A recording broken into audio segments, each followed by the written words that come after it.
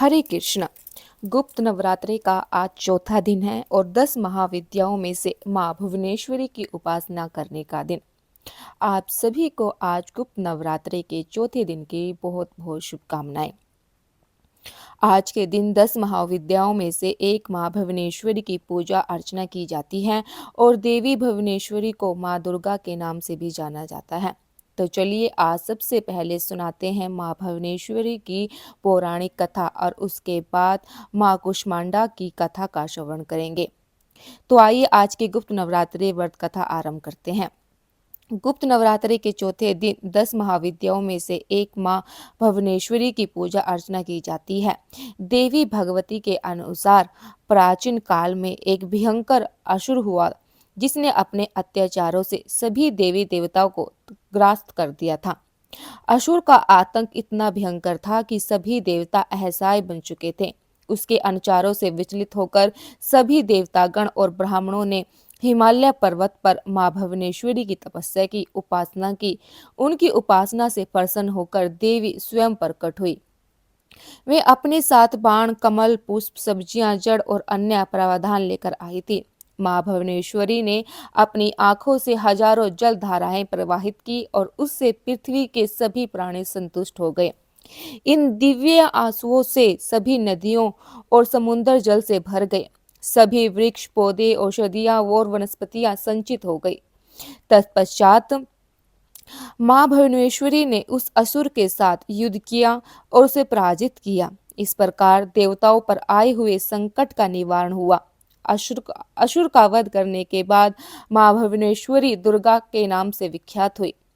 महानिवाण तंत्र में कहा गया है कि सभी महान विद्वान मां भुवनेश्वरी की सेवा के लिए सदैव तत्पर रहते हैं और 7 करोड़ मंत्र उनकी उपासना में लीन रहते हैं।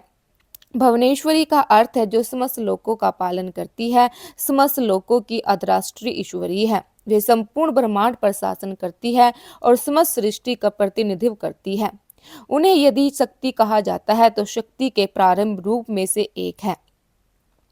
उनके सैगुण रूप में वे माता पार्वती है। देवी पुराण के अनुसार मूल प्रकृति ही मां भुवनेश्वरी के रूप में विद्यमान है। वे मणिद्वीप में निवास करती है। उनका वर्ण उदयकालीन सूर्य के समान तेजस्वी है। उनके मस्तक पर अर्धचंद्र विराजमान है। उनके 3 नेत्र हैं और 4 भुजाएं। उनके हाथों में पाशा अंकुश धारण किए हुए हैं। वे अभद्रा मुद्रा और वरदा मुद्रा प्रदर्शित करती है। अपनी दिव्य स्वरूप में वे त्रिपुरा सुंदरी के नाम से अत्यंत ही मनमोहक और सुंदर है।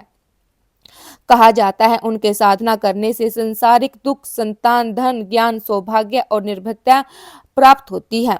गृहस्थ लोग विशेष रूप से संतान प्राप्ति के लिए मां भुवनेश्वरी की उपासना करते हैं। मां भुवनेश्वरी बाएं दिशा यानी पश्चिम दिशा की अधिष्ठात्री देवी है। उनकी जयंती भद्र मास के शुक्ल पक्ष की द्वादशी के दिन मनाई जाती है। देवी पुराण, देवी भगवती और महानिवाण तंत्र जैसे ग्रंथों में उनका विस्तृत महिमा का वर्णन पाया जाता है। तो यही थी मां भुवनेश्वरी की पौराणिक कथा। आइए अब हम नवरात्रि के चौथे दिन कुष्मांडा की कथा का श्रवण करते हैं। मां कुष्मांडा का स्वरूप अत्यंत ही दिव्य और अलौकिक है। मां कुष्मांडा सिंह की सवारी करती है। अपनी 8 भुजाओं में दिव्य अस्त्र धारण करती है। मां कुष्मांडा ने अपनी 8 भुजाओं में कमंडल, कमल, सुदर्शन चक्र और कलश धारण किए हैं। उनके हाथ में कलश है, वे रक्त और मदिरा से भरा हुआ है।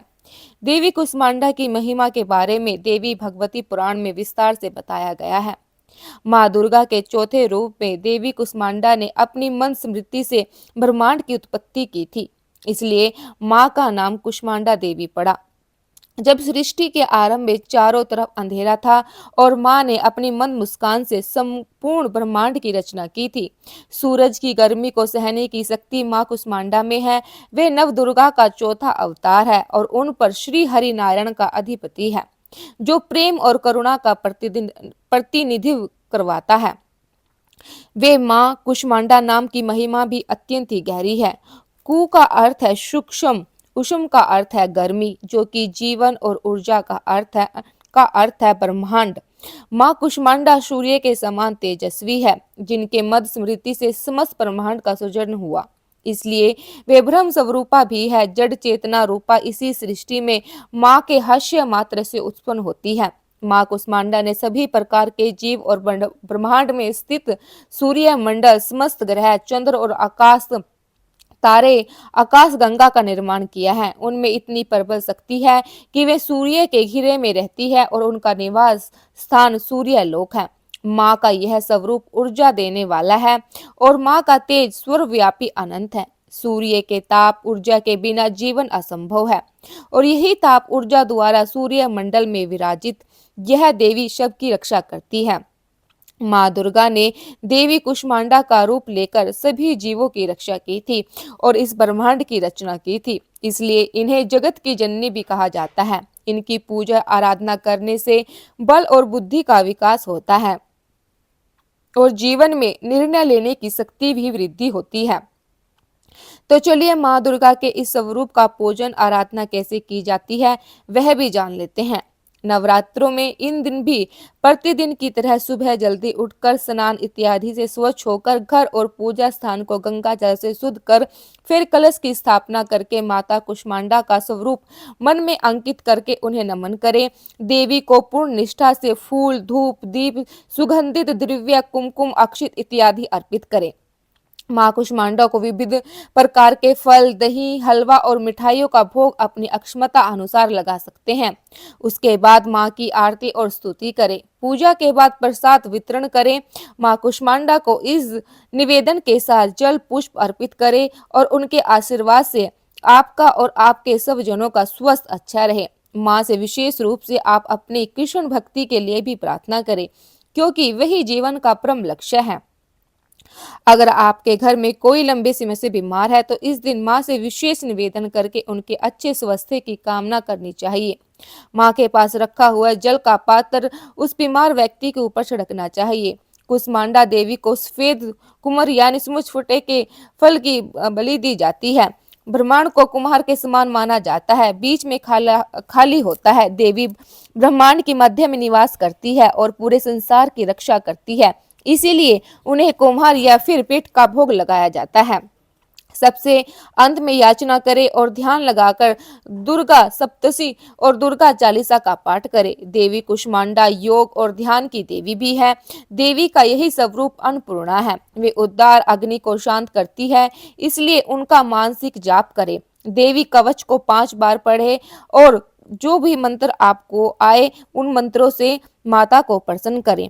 इस प्रकार शुद्ध हृदय और विधि विधान के साथ माँ कुष्मांडा की पूजा अर्चना करने से बल और बुद्धि का विकास होता है। माँ दुर्गा को देवी कुष्मांडा का स्वरूप क्यों लेना पड़ा, तो उसके पीछे भी एक पौराणिक कथा जुड़ी हुई है। इस कथा के अनुसार जब सृष्टि का अस्तित्व नहीं था, चारों ओर अंधकार ही अंधकार था, किसी भी प्रकार के जीव या प्राणी का अस्तित्व नहीं था।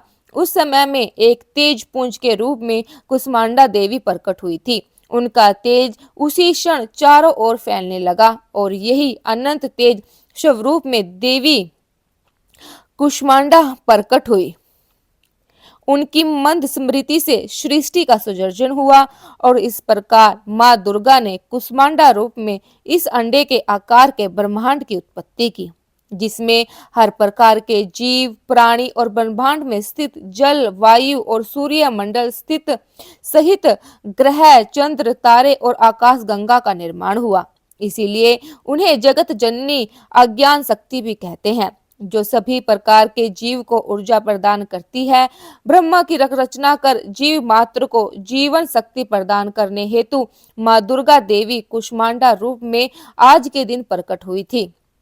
नवरात्रि के चौथे दिन माँ दुर्गा के इसी स्वरूप की आराधना करने से आयुष, बल और स्वास्थ्य में वृद्धि होती है। हर प्रकार के रोग, शोक और दोष दूर हो जाते हैं।